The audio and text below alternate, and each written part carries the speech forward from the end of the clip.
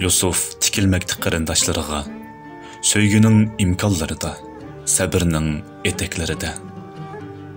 Qaqshal bo'lgan sabiylik, undi ko'klagan kishilar tashlivatdi Yusufni.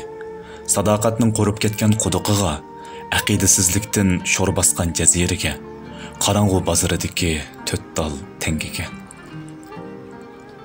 Yusufning chehrida chiqsa qo'yash, uyg'onar jonliqlar söygü vaslida, zulmatlik uyqudan, reallikning uyqusidan, unutilgan dunyoni ko'rgandek oldida, unutgan birsini söygandek qayta.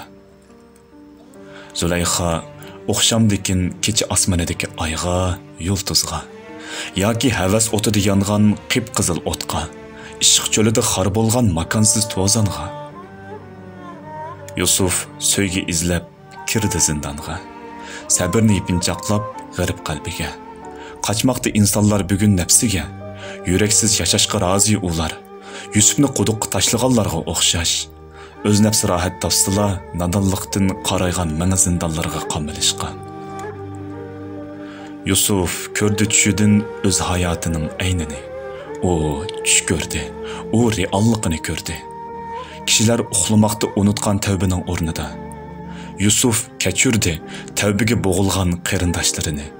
Zaman unutmoqda bu kishilarni, yo'qotgan tushlari aslamoqda bu kishilarni.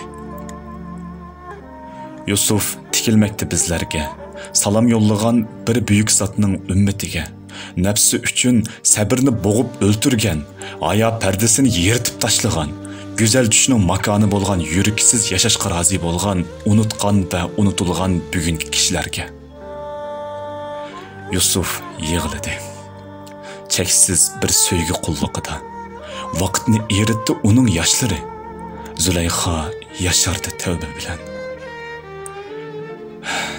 Cheksiz ketgan vaqtning poyonida kel, tavba qilayli ey Abdullohning o'g'illari.